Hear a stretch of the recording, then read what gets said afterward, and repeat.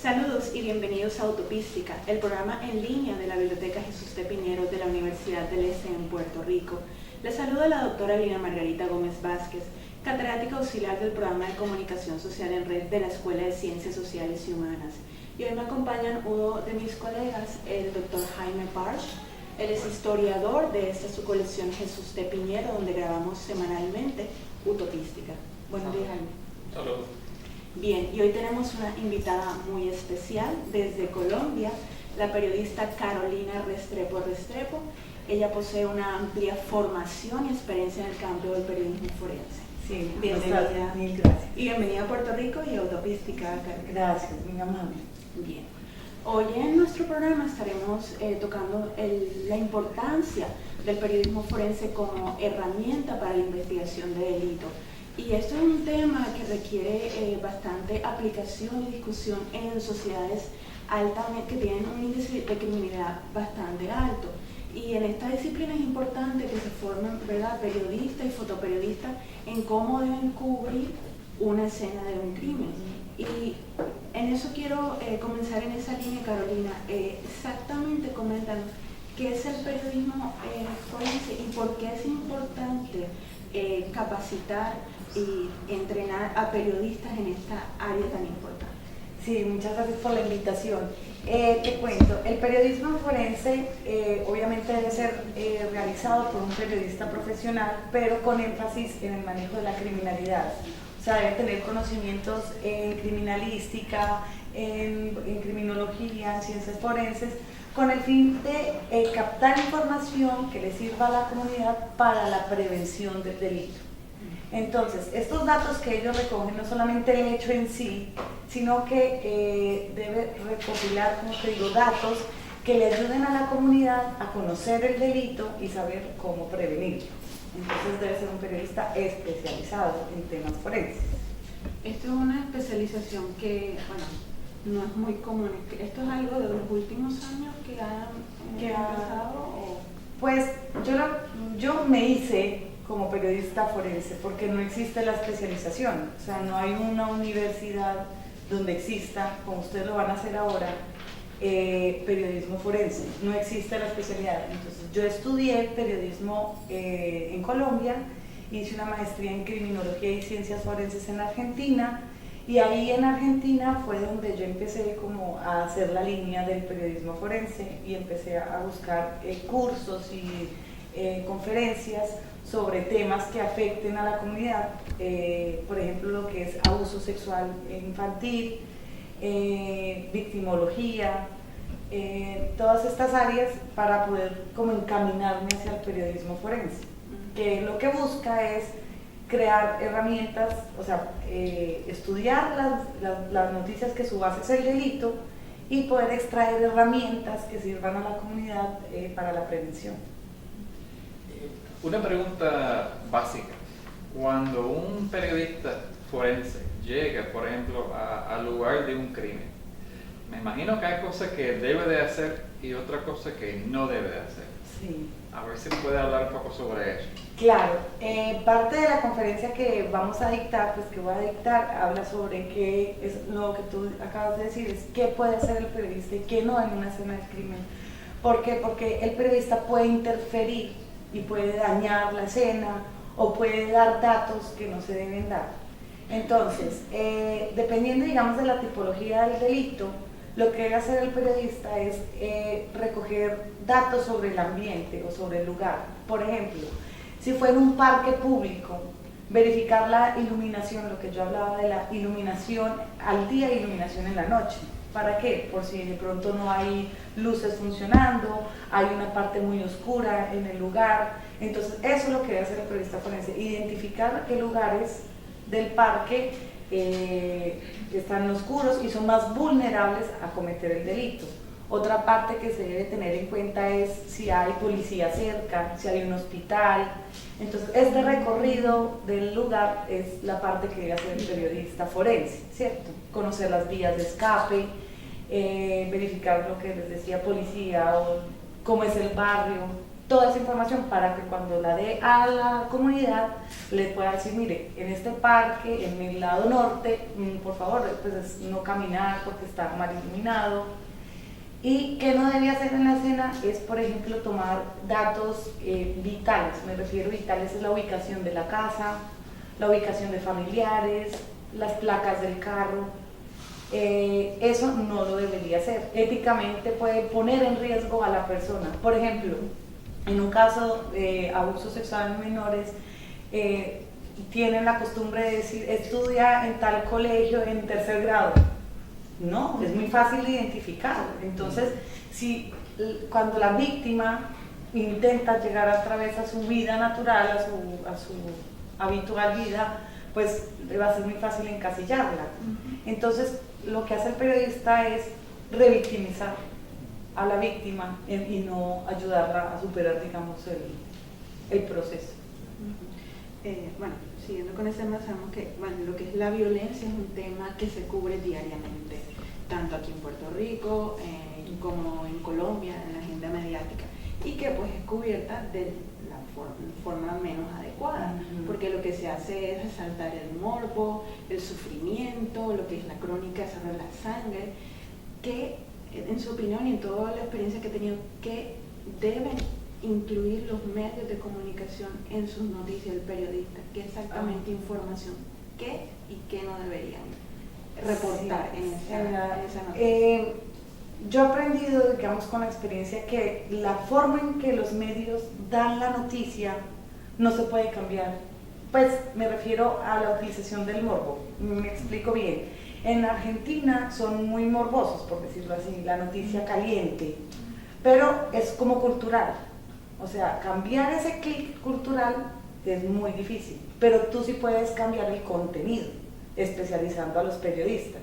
Entonces tú puedes soltar la noticia abruptamente, pues para llamar la atención, pero eso no quiere decir que no seas capaz de crear contenido educativo dentro de la noticia, ¿cierto?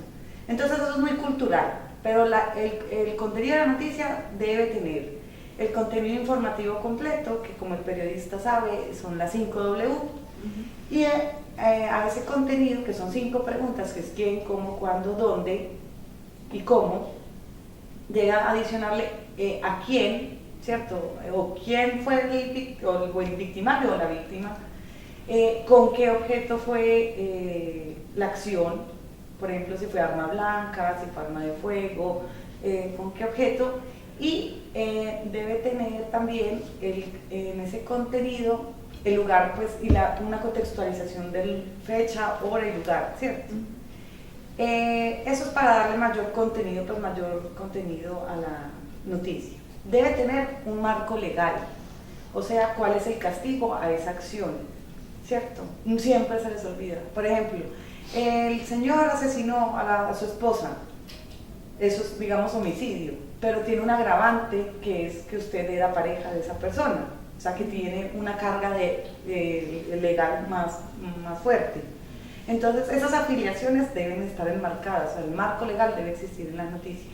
Y el contenido educativo. El contenido educativo me refiero, por ejemplo, eso lo sé yo porque soy periodista forense, y ocurre mucho es cuando la violencia intrafamiliar es cíclica, o sea, lo que se llama un golpeador. Entonces, el golpeador, pues golpea, entra en crisis, golpea y pide perdón, y entran a la luna de miel. ¿Cierto? Entonces se vuelven y se enamoran y vuelven, pero el señor nunca, o la señora, porque también existe las mujeres, la violencia de las mujeres es más psicológica, la de los hombres es física. Entonces vuelven a la luna de miel, pero vuelve y recae. El punto final de esta acción es la muerte. O sea, en el caso de los hombres hacia las mujeres es la muerte. O sea, cuando ya están cíclicos. Entonces, tener esta información me sirve si yo estoy metida en esta relación y veo que esto pues, se vuelve cíclico, o sea, vuelve y vuelve y vuelve. Es hora de recurrir a una ayuda extra para, si quiere solucionar su matrimonio, es tratable, eso no es una enfermedad incurable. O si no, salirse y tener pues, herramientas del sistema del Estado que le ayude a salirse de la relación, porque es muy difícil. pero el punto final es que termina en asesinato. Estaba leyendo unas notas tuyas en el internet. Ahí habla sobre la prevención como elemento también del trabajo del periodista. Y aquí, por lo menos en los medios, no he visto mucho énfasis en cómo el periodista puede aportar a la prevención. A ver si habla un poco sobre eso. Claro, o sea, el periodista debe ser capaz de buscar información o de obtenerla, porque eso creció con el periodismo forense en mi caso. O sea, vi que la prevención se convirtió, o el tema de prevención se convirtió en una parte vital de la noticia que no la tiene. Entonces, yo soy pues, el periodista común y corriente y dice, hay niñas menores de edad en embarazo. Pero ¿sabe usted si hay instituciones del Estado que ayudan a esa persona? Claro, pero entonces el periodista no dice, no busca tampoco como la información. Entonces yo como periodista debo hacer eso, debo buscar instituciones del Estado, debo buscar organizaciones, ONGs o no ONGs que le ayuden en ese caso. Entonces hay que desarrollar, o sea, parte fundamental de la noticia es el contenido informativo, el contenido legal y el contenido educativo, que es líneas de atención, acciones sociales, organizaciones no gubernamentales que colaboren o ayuden a la comunidad en esos delitos. O sea, pero eso se hace educando, especializando en periodista forense. Bueno, que de por sí todo periodista su función es informar, pero de una responsablemente educando y previniendo en cualquier área del periodismo, sea que esté cubriendo política, que sea que esté cubriendo cultura, pero todo es ayudando a ese lector pues que pueda tener herramientas para poder decidir cosas, o sea, ayudar. Es que perdimos la acción social del periodismo. Dijimos que el periodista era solo tirar información y ya, no me hago responsable, no. Y sobre todo en temas políticos, en temas de guerra, pues en estados de guerra, y cuando la seguridad ciudadana es muy frágil, que las libertades humanas se pierden. Hace poco una noticia en España, hubo un abuso sexual a una joven, son 5 chicos, y entonces el Ministerio de Salud dijo algo así como, si quita el nombre de pila de la puerta de su casa, pues supongo que es como un citófono que tiene los nombres de las personas, que quite el nombre, que si se va a bañar, se cierren las cortinas, le estás quitando libertades a la persona sobre su desarrollo personal. Es que el problema no es mío, el problema es del Estado que no me brinda a mí la seguridad que necesito. Yo no tengo por qué dejar de caminar, de dejar de ponerme minifalda, pues tú puedes caminar en una minifalda a ciertas horas del día y no de la noche, o sea, pero no puedes victimizar porque tú andas en minifalda, entonces tú te lo estás buscando, no. Eso no es, o sea, yo tengo mi libre desarrollo de la personalidad y el Estado es el que me debe brindar esa protección, el Estado es el que está fallando, porque le están echando la culpa a las mujeres de que son las que se buscan el acecho. O sea, no es así. ¿Nos podrías hablar un poco sobre la importancia del periodismo forense, pero en casos de corrupción? Sé que tú has tenido experiencia en casos de corrupción en países como en Colombia, en Bolivia, si nos puedes hablar un poco sobre este caso en tu experiencia. Ahora hay una nueva vertiente, no sé cómo se dice, que es el periodismo de investigación para hacer caer bloques de corrupción. Entonces se hace un estudio tan minucioso de todas las contrataciones que termina el mismo medio de comunicación haciendo el papel de la justicia y denunciando a estos delincuentes. Por ejemplo, en Colombia hay un caso muy sonado, es el del carrusel de la contratación en Bogotá. Entonces, la noticia judicial se dio en los medios. ¿Qué pasó ahí? Fue una revolución, porque entonces la justicia, o sea, el sistema funciona así, la denuncia llega directamente al ente investigador, a la fiscalía, pero aquí se dijo en un medio y nadie puso la denuncia. Entonces nunca existió la noticia judicial como tal. Porque la dije yo no significa que ya esté denunciada, no, tenía que haber alguien físico que denunciara. Entonces les tocó cambiar el marco legal, el código legal, no sé cómo se llame, para que se pueda denunciar por escucha. O sea, si un medio denuncia, entra directamente ya al sistema penal. Y lo mismo en casos de abuso sexual, en casos de pues, cualquier caso. Si usted vio el delito, usted puede denunciar. No necesariamente tiene que ser la víctima. Si la víctima se muere, entonces ¿quién denuncia?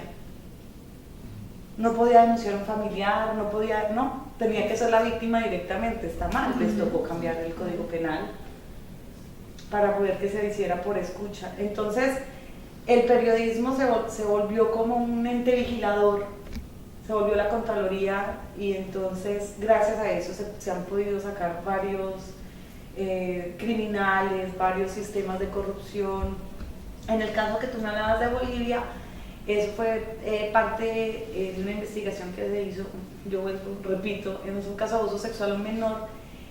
Parece, pues yo no lo puedo certificar, que fue el mismo gobierno el que tapó, porque era un familiar como del gobierno en esa época, hace mucho rato, y entonces tapó el delito, pues no lo hicieron público, no se quedó así, y 20 años después se pudo pues esclarecer más o menos el delito. Pero eso fue pues más parte de investigación judicial. En la parte de que tú me dices de corrupción, el más conocido fue en Colombia, el carrusel de la contratación. Entiende que en el trabajo del periodista forense, obviamente tiene que haber una relación con la policía, que lleguen, ¿verdad?, a investigar el crimen. Y entiendo que hay un proyecto en que participaste en Bogotá, capacitando a policías para este tipo de labor. Sí, capacitamos a la policía de Bogotá, fueron más o menos 2.000 policías que capacitamos en escena del crimen, tratamiento con personas que estaban dentro de la escena, con personas en crisis, tienen muy poco manejo, no sé si decirlo así, psicológico con personas en crisis. Por eso es que aparece, y siempre ponen los medios la policía golpeando a la persona, claro, pero no tienen un manejo claro de cómo tratar a una persona en crisis. Hicimos capacitación en escena del crimen. La policía en Colombia funciona así, la policía no puede recoger pruebas, solo las puede custodiar. ¿Qué significa? Que hacen el acordonamiento y las muestras o las pruebas se dejan ahí, hasta que llega policía judicial, que es el encargado ya, que entran uniformados, todo lo de salubridad, pues guantes, tapabocas, y ellos son los encargados de recoger las pruebas. En casos extremos es cuando la policía puede recoger las pruebas, cuando se van a perder, ya sea por medio ambiente o porque hay mucha gente y se pueden perder. En casos, no tienen protocolos de levantamiento de pruebas en casos de abuso sexual. O sea, la víctima llegaba pues limpia, bañada, porque pues, se bañan inmediatamente, pero no recogen la ropa. O si la persona va, no van a la escena del crimen a investigar, porque ya la víctima llegó, ya, pues eso es todo lo que hacen. Y entonces, si fue por ejemplo en un parque, hay un caso muy conocido en Bogotá de una persona que abusaron en un parque y fue empalada, la persona finalmente murió, y no hicieron el reconocimiento del lugar. Entonces, todos esos protocolos se les dieron a la policía para que hagan bien su papel de custodia de las pruebas y todo eso. ¿Y la respuesta de los policías? Muy buena, porque nos decían que no, o sea, que como era increíble que ellos no tenían esa clase de capacitación para ser policía. Se mostraban pues agradecidos, y lo que vimos después de eso en las noticias es que aprendieron a hablar a los medios, aprendieron qué datos se les puede dar a los medios, qué no se le debe decir a los medios, aprendieron a cubrir más la escena, porque antes pensaban que era donde estaba el cuerpo nomás, y resulta que hay que acordonar ampliamente la zona, dependiendo si hay un cuerpo, si hay dos cuerpos, si es abierto, si es cerrado el lugar. Entonces fue muy productivo para ellos. Aquí tenemos dos cosas: capacitar al cuerpo policial y capacitar al periodista que está encargado. Claro, y son dos cosas, y además que el policía debe aprender cómo manejar los medios, porque los medios tienden a ser muy inquisitivos, y entonces El policía debe encargar de la distancia que hay entre los medios y la escena y cómo se les debe hablar a los periodistas. Es un proyecto muy interesante. ¿Esto fue con una universidad o con No, el fue en Estado? una parte privada. Okay.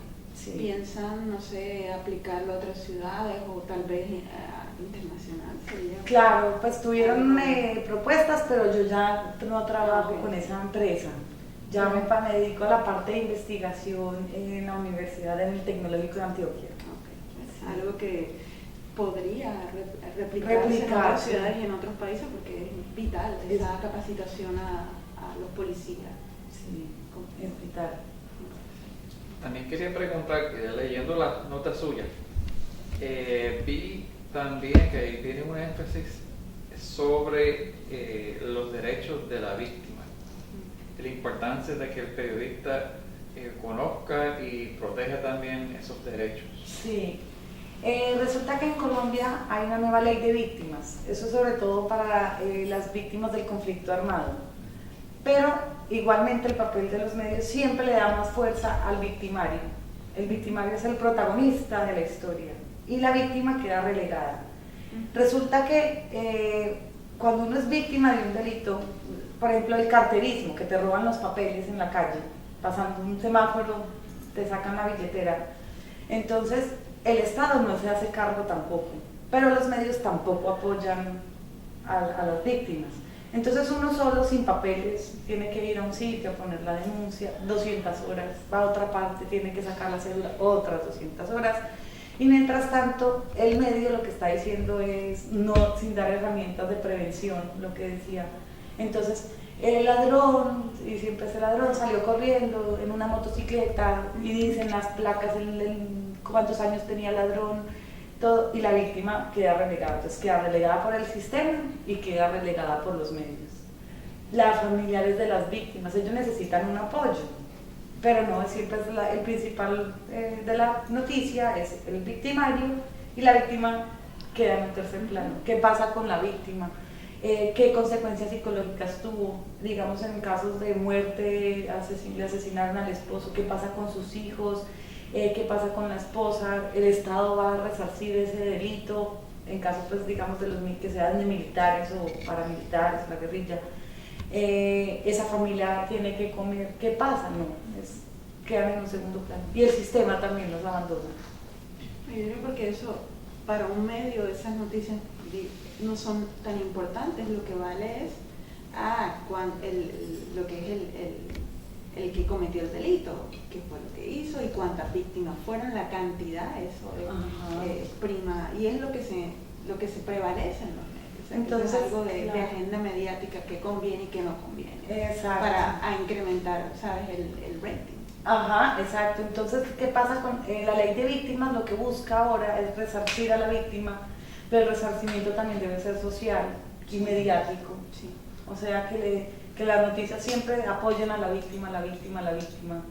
Es importante que ellos se vean reconocidos en los medios, porque es un abandono total. El Estado lo abandona, la sociedad lo abandona. Entiendo que el enfoque que estás dando al trabajo periodístico es intentar alejarse un poco de la prensa sensacionalista, ¿no? Sí. Y pregunto, a veces los dueños de los medios, los que controlan los medios, prefieren, por la cuestión de los ingresos, el enfoque más bien sensacionalista, ¿no? Sí. Me imagino que ha habido resistencia de algunas partes a ese enfoque de ustedes. Pues como el enfoque está nuevo, en Colombia no existe educación a los periodistas. O sea, uno estudia periodismo y literalmente es que te tiran a la calle. Es más, nosotros teníamos una clase que el profesor decía, quiero una entrevista con nosotros, en la universidad de nosotros es al lado del Palacio de Justicia, en Colombia, en Bogotá. Entonces necesito que consigan a un funcionario del Estado y le hagan una entrevista y vuelvan en 2 horas. Y es uno como, ¿cómo? Sí. ¿Cómo? ¿Perdón? Ah, no, yo no sé cómo va a ser, tiene que hacerlo. Entonces, claro, uno como sea, ni le tocaba uno, en esa época pues ni internet teníamos, entonces búsquele la hoja de vida al señor, toca preguntarle todo. ¿Usted es funcionario del Estado? Sí. ¿Qué hubo? Entonces me hace lindo preguntarle tal cosa, y vuelvan 2 horas, redacte la noticia y entrégueselo al profesor. O sea, ese es el trabajo de campo. Entonces no hay tiempo, no hay espacio para profundizar. Pues ahora pues yo creo que la nueva tecnología sí se presta para eso, pero la inmediatez mata la noticia. Entonces ahí es, en ese diario vivir es mata la calidad. mata la calidad. Pero como, así como existe esa herramienta del internet, pues a mí no me cuesta trabajo buscar información antes de llegar a la noticia. Un asesinato, entonces ¿cuánto es el índice de asesinatos en Colombia, en Bogotá? ¿Fue por arma de fuego? ¿Cuántos han sido por arma de fuego?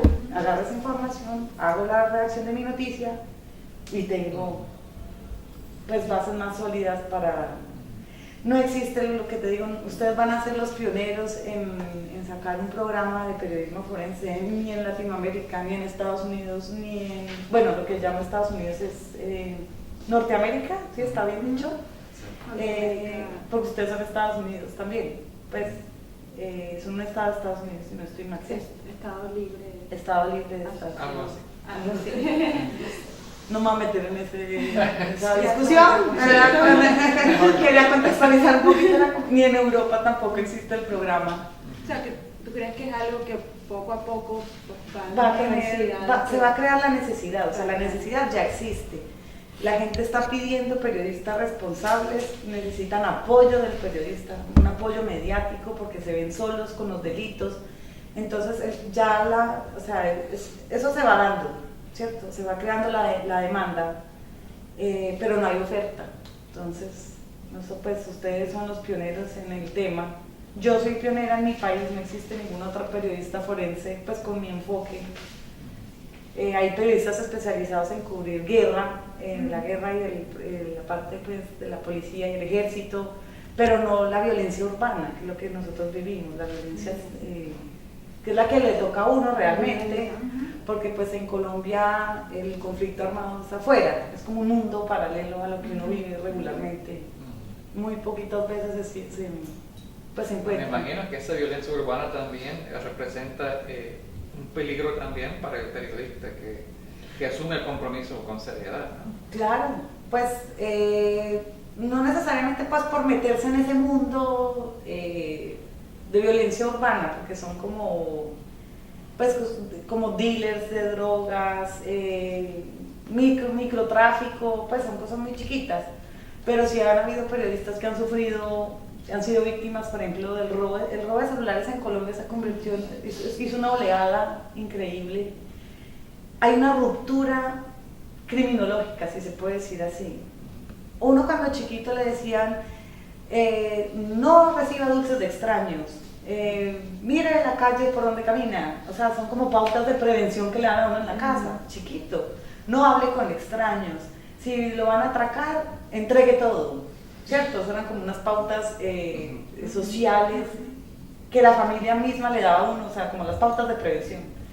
Pero ahora resulta que el señor viene, se acerca con un cuchillo, usted le entrega todo, el tipo lo mata. La ruptura fue así, hay dos vertientes, digamos. La primera es que como nos volvimos tan inmediatos, la noticia llega tan rápido, el señor le fascina verse en televisión, ver su resultado, una fascinación con el medio. Ay, mire, yo fui el que maté a este. Ay, es una ruptura social. O sea, se volvió sensacionalista. Ya no es el hecho de la parte física, que es la plata y el celular, sino que también quiere ver su emoción ante el dolor ajeno, pues, por decirlo así. Y la segunda parte es que el mismo sistema, los celulares, ahora uno puede llamar o puede bloquear el celular, inmediatamente se lo roben y el celular queda completamente inservible. Entonces la misma tecnología creó la necesidad de que tienes que matar a la víctima para que no denuncie y el celular no se pierda, para que lo puedan vender. Esas son como las dos vertientes pues, en que se modificó ese delito, pero una ruptura social. O sea, ¿dónde están los canales o sea, la relación que uno hace con el victimario? Decirle, tranquilo hombre, yo le doy la plata, tranquilo, no se preocupe, se perdió. O sea, usted por lo menos medio podía dialogar con el victimario, pues en el caso del carterismo, ya se rompió. O sea, ya ni porque le entregues el celular ni la plata, ¿no? Ya te asesinan, o sea, el que cayó, cayó. ya no tiene escapatoria, o sea, ni siquiera ofrecerle un cigarrillo al tipo, ¿no? Ya no te sirve nada, ni correr, no nada, ya. Entonces hubo un periodista que fue víctima del celular y lo asesinaron. Había un chico, tenía beca en Harvard, ese caso fue terrible. Ni siquiera poder caminar por sus calles tranquilos, o sea, él salió de una parranda en Bogotá y la casa era muy cerquita del sitio, o sea, 20 cuadras, qué sé yo. Y lo asesinaron por robar el celular. Beca en Harvard, un abogado, era un chico abogado, una entidad muy prestigiosa. Acabaron con la vida de él por un celular que, pues, no se justifica, no, pues no es equivalente con absolutamente nada. A la vida humana ya no tiene, no, ningún valor, se desvalorizó. Entonces, ahí es donde yo veo el enfoque que tienen, ¿no? Del periodista como no solamente informar, sino de trabajar la idea de la prevención, de tener una conciencia de lo que ese crimen significa para la sociedad. Para la sociedad, claro. Es que, y eso lo hace el periodista forense, es que el periodismo, más en Colombia, ya no nos carnetizan como el abogado, sino que cualquiera puede ejercer el papel de periodista, economista, haga lo que haga, pues, futbolista, pues, no sé, cualquier cosa, él puede ser periodista. Entonces, el futuro perdió valor el periodista. Entonces aquí es donde la especialización debe cobrar valor. Porque es que yo soy profesor, o sea, yo no soy futbolista y me dediqué al periodismo forense. No, yo hice mi profesional es periodismo y me especialicé. Entonces yo creo que cuando uno se especializa, ahí es donde adquiere valor. Porque el periodista solo pues, puede tratar cualquier tema como le da la gana, por decirlo así. No, para eso existe la especialización. O sea, es reconocido el periodista deportivo, existe el periodista cultural, existe el periodista científico. ¿Cómo no va a existir un periodista forense especializado en noticias que su base es el delito? Para allá vamos. Sé que es algo reciente, pero si puedes comentar algún caso o ejemplo de éxito de periodismo forense en algún medio de comunicación en Colombia que pues haya manejado bien eso. Difícil. Te digo, o sea, cuando yo hice la investigación del carrusel de la contratación, porque esta es una parte futura del periodismo forense, que aparte pues es de dar noticias con contenido legal, contenido informativo, es el peritaje periodístico. ¿Qué pasa? Esta persona era muy sonada, pues era el excontralor de Bogotá, porque el caso sigue abierto. Entonces, los medios, pues un periodista muy famoso en Colombia, en una revista muy famosa en Colombia, que se llama Revista Semana, que es una revista muy seria, la sacan cada 15 días, es o sea, en opinión y en investigación es la más importante en Colombia. Saca el periodista una noticia donde hace una entrevista con uno de los implicados, o sea, es una noticia grabada, él graba la noticia y obviamente la publica partes en una noticia. Y el señor le contesta, es que yo por impresionar a mi interlocutor me inventé, involucré a este señor. Y no lo recibieron como prueba en el juicio. O sea, yo iba a ser la primera periodista que iba a entrar a un juicio, donde eso lo hagan, eso... O sea, les toca hacer un revuelco judicial, porque es que ningún periodista, o sea, eso sí se ha hecho en Argentina y en Estados Unidos y en España. O sea, que un periodista va a declarar, pero no como perito experto. O sea, no hacer un peritaje, una investigación y llevarla a juicio, no. Lo llaman como testigo. Pero esta era una pericia especializada y teníamos esa prueba donde en una pues, en grabación donde él dice, no, es que yo me inventé eso para impresionar a mi interlocutor y no entró a juicio. O sea, era una prueba vital. La conseguí yo revisando y analizando los medios, las noticias, las entrevistas. Eso hubiera sido un caso de éxito en periodismo, pero son muy reacios a que entre el periodista como experto. Ese es uno de las partes del futuro del periodismo, es el peritaje periodístico. Bueno, amigos y amigas, hemos llegado al final de nuestro programa. Antes de irnos queremos agradecer Gracias a ustedes por la Carolina. invitación. Espero que hayas disfrutado, bueno, sigas disfrutando de estancia aquí en Puerto Sí. Rico y que tengas un buen regreso a Colombia. Muchas gracias. Gracias. También agradecemos al doctor Parch y a nuestro amigo en cámara, Carlos Medina. Bueno amigos, recuerden sintonizarnos todas las semanas a través de YouTube y si tienen alguna pregunta o duda lo pueden hacer a través de nuestro perfil en Facebook. Bueno, eso es todo por hoy y que estén bien. Gracias.